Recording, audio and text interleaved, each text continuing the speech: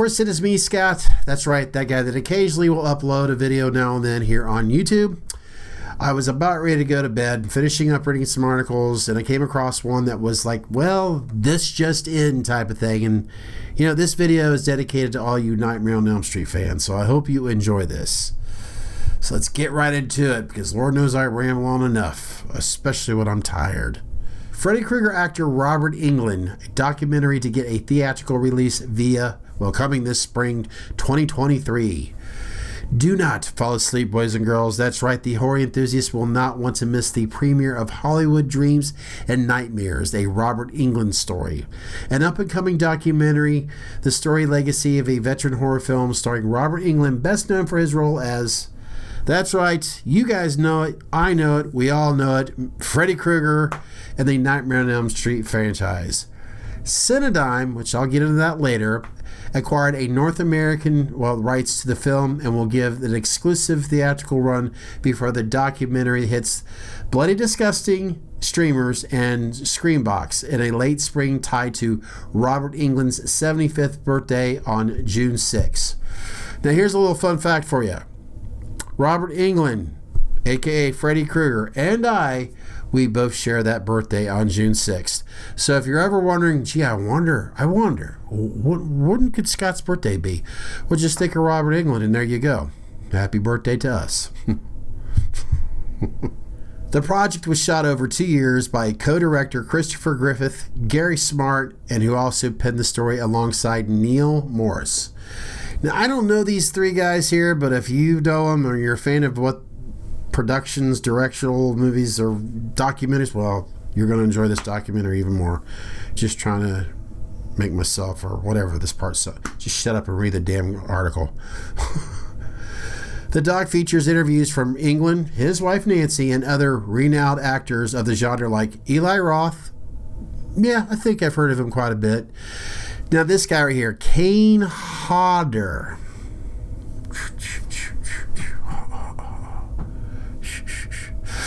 I haven't heard of him. Must be some newbie.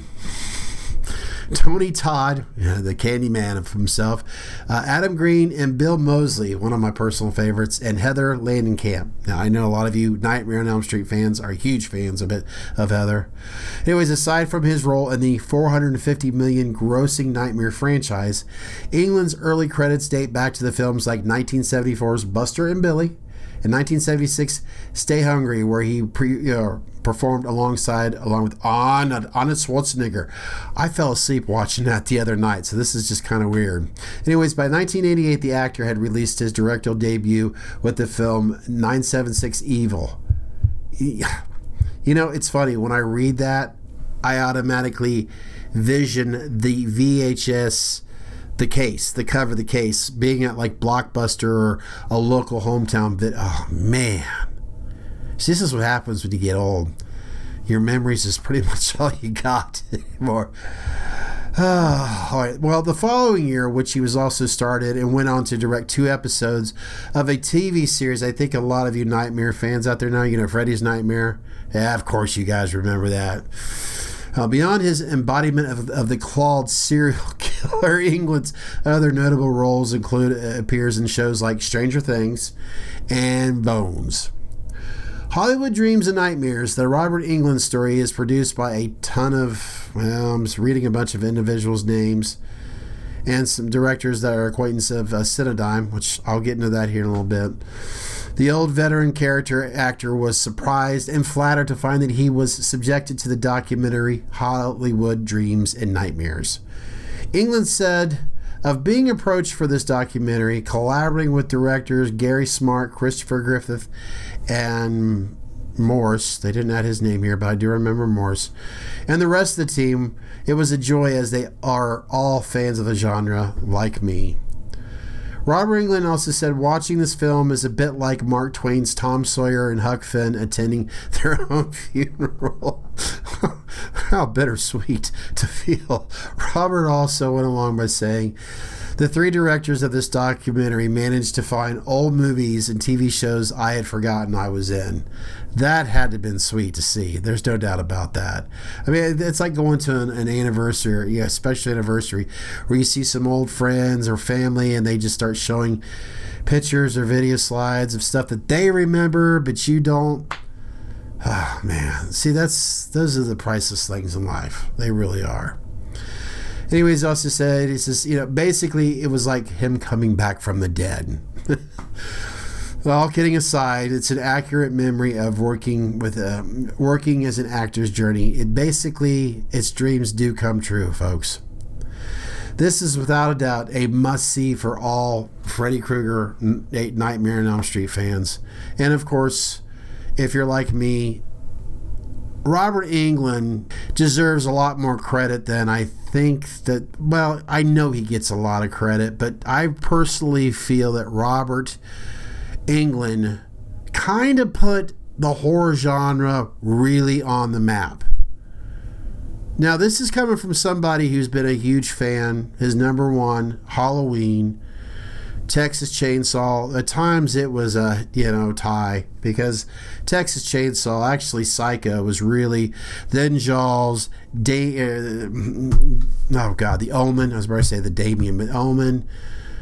But the Texas Chainsaw, then Halloween, was what really struck gold for me.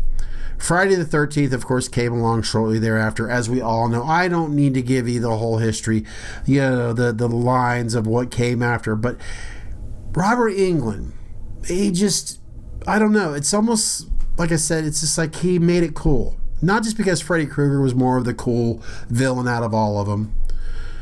It was just him. And I think Hollywood appreciated him. I mean, the old Hollywood that I appreciate. The old Hollywood history that I value. I mean, Hollywood's history to me is extremely valuable, and I wish that it's a shame that the way Hollywood is today, it's nothing like it was. But yeah, I know I'm rambling on and I should just shut up. I just firmly believe that Robert Englund, he deserves this shining moment, and I'm glad that for all of you Nightmare on Elm Street Freddy Krueger fans are finally getting a little bit of a moment here, because really since 2018 it's all been about Halloween, and I get it. I've been guilty for that. And then here recently we've been hearing more about Friday the 13th, and I'm thankful for that as well. But it's like, come on, we need to start hearing a little. And thankfully, yes, Nightmare does deserve its props, and I'm glad that this document, I'm excited to see it. And this all being said, when I talked about Cinedigm, if you're not sure what that is, I myself am guilty as well. Apparently they're like a production company.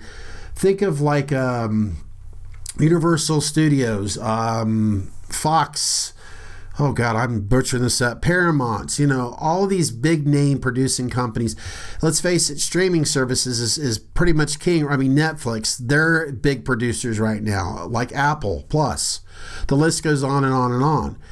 Cinedigm, as I said, I'm guilty as hell for not knowing much about them, and they're responsible for obviously producing a lot of these streaming services.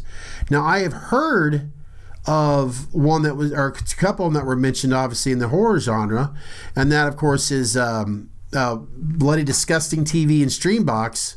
And if you haven't, well, I'll just go over what it says here on their website. Screambox, a subscription streaming service, delivers every type of terror imaginable.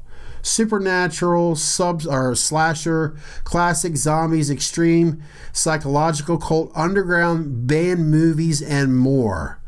That right there was a big issue back in my day, because if you could find, like, the Texas Chainsaw Massacre was banned in like over 40 countries, I think, at one time. It's just stuff like that that just intrigues you and pulls you in even more. And then Bloody Disgusting TV, well, it's a TV, it's a free streaming horror 24/7, horror films, new origins, exclusive video podcasts, which I'm getting into them even more, and Bloody Bites shorts. Basically says you've been warned. Of course, they also have they produce the Bob Ross channel. For you Elvis Presley fans, yes, they have an Elvis Presley channel. And there's just all this other channels that they have on here. You may be aware of this already. I myself didn't know much about it. In fact, I was trying to dig out, well, how could I get this? I guess it's also Hulu, which I believe Disney owns Hulu. Hell, Disney practically owns everything.